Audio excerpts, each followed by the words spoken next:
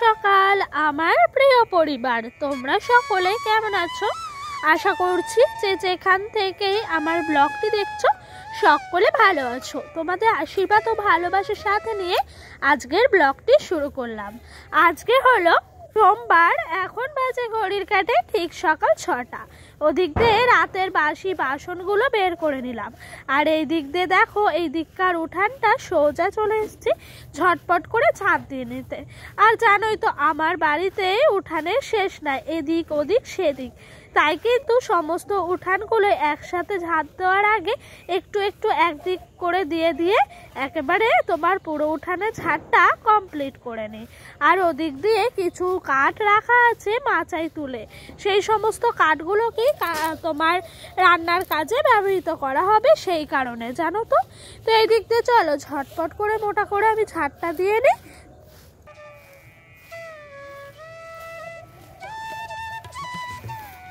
জানো তো, যেমনি বড় জায়গা থাকা অনেকটাই সুখের, তেমনি কিন্তু বড় জায়গা থাকলে খাটনিও আছে।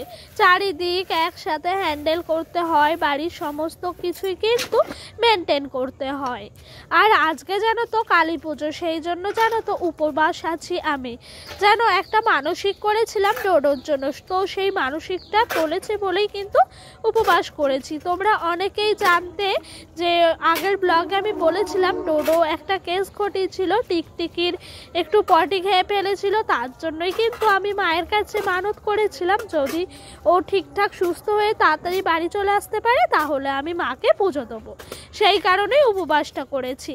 আর আমাদের এখানে জানো তো মা কালীর মন্দিরটি আছে ভীষণ জাগ্রত মা, তো তার জন্য জানো তো আজকে ভাবলাম না উপবাসটা করেই ফেলি, অন্য আর দিন পাল্টাবো না। কেন বলো তো, কবে কি হয় তার থেকে যখন সুযোগ আছে করেই ফেলি, তাই আর কি উপবাসটা করেই রেখেছি। তবে আমাদের এখানে আবার এই মা কালীর উপবাস করতে গেলে খুব একটা অসুবিধা হয় না, কারণ কি বলো তো তাড়াতাড়ি করে তোমার পুজোটা হয়ে যায়, সেই কারণে রাত 10টা-11টার মধ্যে পুজো কমপ্লিট, তারপরে প্রসাদ খেয়ে বাড়ি চলে আসা, তো সেই কারণে অতটাও কষ্ট হবে না বলে আমার মনে হচ্ছে। আর জানো তো আমার বাপের বাড়ি ওইদিকে দেখতাম নিশি রাতে পুজো হতো, রাত 1টার সময় ঘট ভরতে যেত, তারপরে পুজো হতে হতে ভোর হয়ে যেত, 5টা-6টার সময় সমস্ত মানুষ বাড়ি যেত। ওই উপবাসটা আরো কঠিন, তাই না বলো? তো যাই হোক, যার কাছে উপবাস যেমন তার কাছে কিন্তু তেমনই।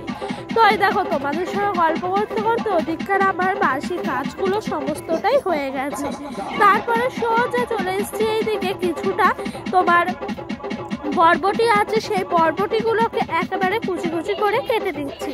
আজকে সকালবেলা বরবটি দিয়ে আলু দিয়ে একটু চচ্চড়ি মতো করব।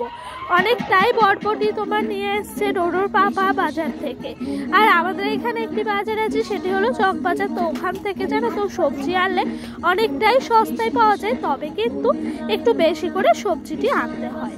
তো ওই আর কি ওকে বলেছিলাম বেশি পেলে বেশি এনো, রয়ে শুয়ে তো খাওয়া যাবে, সবজি এক সপ্তাহ যদি ঘরে গুছানো থাকে আর কিন্তু কোনো টেনশনই থাকে না মাথার ওপর। তো আমার কথা মতো কিন্তু নিয়েও এসছে। জানো তো সারাদিন কাজকর্ম করে রাতের বেলা উপবাস করে পুজো দিতে ভীষণই কষ্ট হয়। সারাদিনের সমস্ত কাজকর্ম গুছিয়ে নিলাম, তারপর ছেলেকে সামলাতে হয়েছে, এই করে কিন্তু সারাদিনটা আমার চলে গেছে। ওদিক দিয়ে আমার বরবটিটি কাটা হয়ে গেছে, তার মধ্যে আলুটিও কাটা হয়ে গেছে।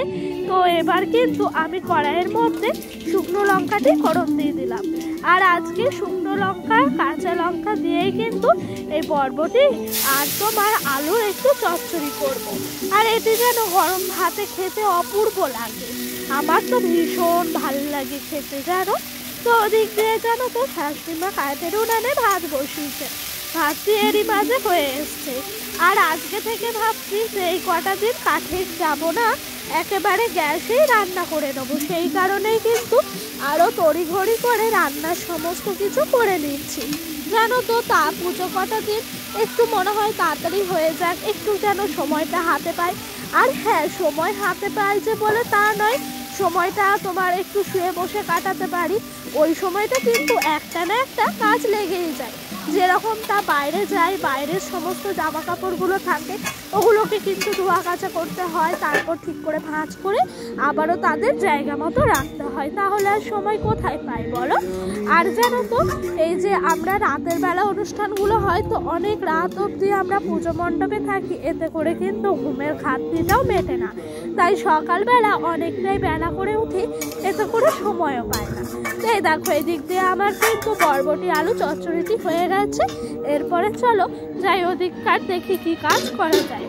তো হ্যাঁ, এদিকে এসে ভাবলাম কটা মুসাম্বি ছিল, মুসাম্বিগুলো একদম পেকে গেছে, দেখতেই পাচ্ছ হলুদ হয়ে গেছে, তাই মুসাম্বিগুলোকে একদম কেটে নিয়েছি।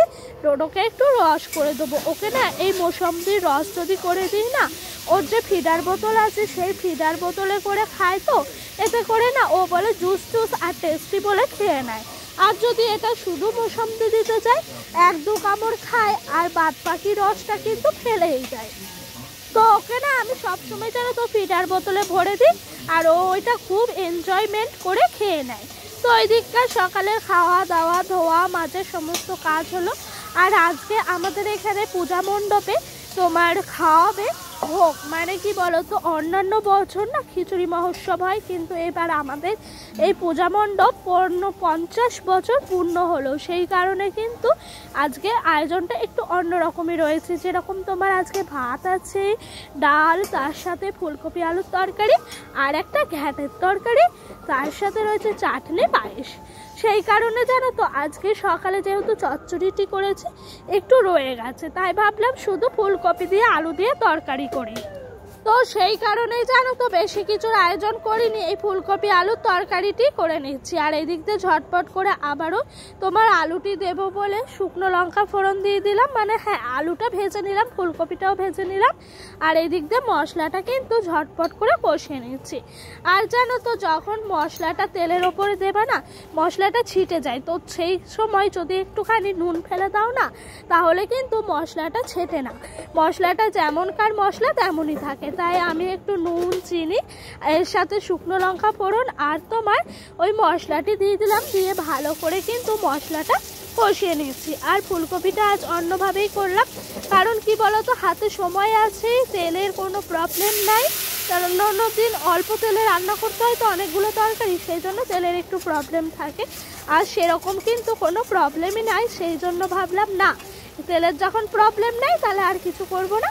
এই তোমার ফুলকপিগুলো ভেজে রাখলাম, এবার কিন্তু মশলাটা ভালো করে কষিয়ে নিই, তারপর আবারও ফুলকপিটা দিয়ে ভালো করে তরকারিটি করে নেব।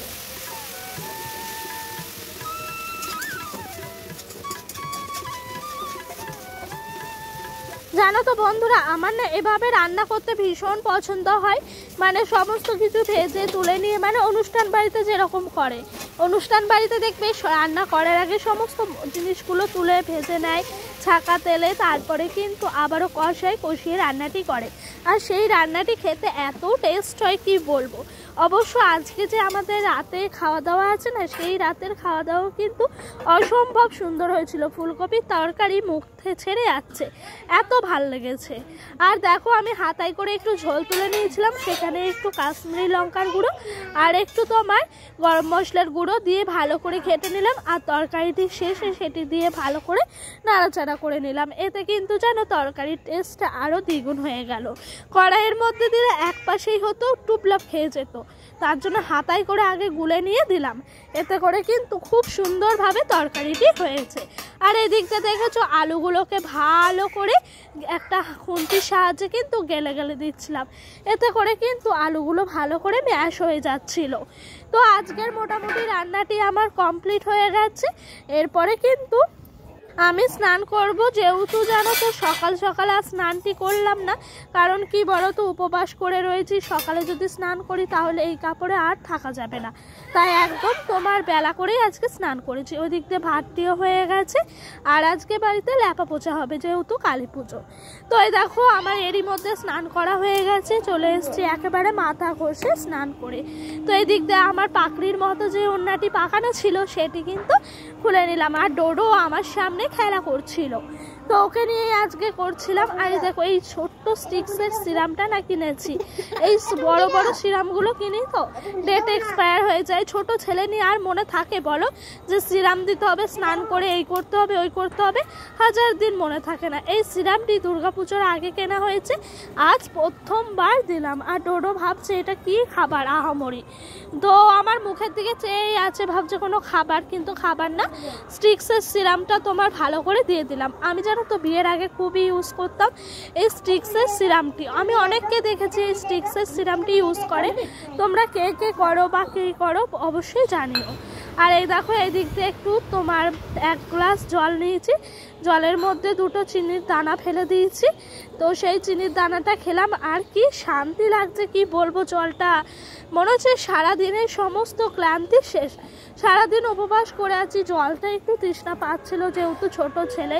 সারাদিন ওকে সামলাতে সামলাতে হাজারো কথা বলতে হয়, বকতে হয়, সেই করে কিন্তু তোমার জানো তো তৃষ্ণা যেটাকে বলে সেটাও কিন্তু অনেকটাই পায়। সেই কারণে আমি জলটা ভালো করে একটু শান্তি করে খেলাম। আর ডোডো করে দিক দিয়ে ঘুম পাড়িয়ে রেখেছি, একা একা একদম রিলিফ করে অনেকক্ষণ সময় নিয়ে পুরো জলটা শেষ করে নিলাম। তো মোটামুটি খাওয়া দাওয়া হলো, তারপর রেস্ট করে নিয়েছিলাম। তারপরে জানো তো ওই দিক দিয়ে গেছিলাম মিষ্টি দোকানে। কত রকম মিষ্টি বানানো হয়েছে, এটা কালী পুজো উপলক্ষে ওনারা বলেছে যে ভাইফোঁটার সময় অনেক রকমের মিষ্টি কালেকশন আসবে। তো এই দেখো অনেকগুলো রেখেছে, খুব একটা খারাপ লাগেনি দাদা। আর এই দাদার কাছ থেকে আমি মিষ্টিগুলো নিই। আর এটি হলো আমাদের পূর্ব শাহপুর কালীমাতা যে তোমার মন্দিরটি আছে তার ওপিটে। তো এই যে ছানার তোমার কেকও রয়েছে। আর এখান থেকে আমাদের সমস্ত মিষ্টি পাতি যা নেওয়া হয় মিষ্টির জিনিস আর কি সেটা এনার কাছ থেকে নেওয়া হয়। তো ওই দাদার কাছ থেকে নিলাম। দাদার সাথে একটু কথা বলছিলাম, দাদা বলছে আমার ব্যানারটা দেখিয়ে দাও। তো ডোডোর পাপা আবার ব্যানারটিও দেখিয়ে দিল। তো এই দেখো এই পার থেকে দেখা যাচ্ছে ওই পারে কালীতলার যে গেটটি আছে আমাদের কালী মন্দিরে সেটি। আর প্রচণ্ড ভিড় হয়েছে জানো। তো এইদিকে আমার সমস্ত কিছুই নেওয়া হয়ে গেছে। চলো এবার যাই পুজোর মণ্ডপ ঠাকুরের কাছে। এই দেখো এখানে না পুজো হচ্ছে। তো বন্ধুরা আজকের মতো ভিডিওটি এখানে শেষ করলাম। কেমন লাগলো অবশ্যই কিন্তু আমাকে জানিও।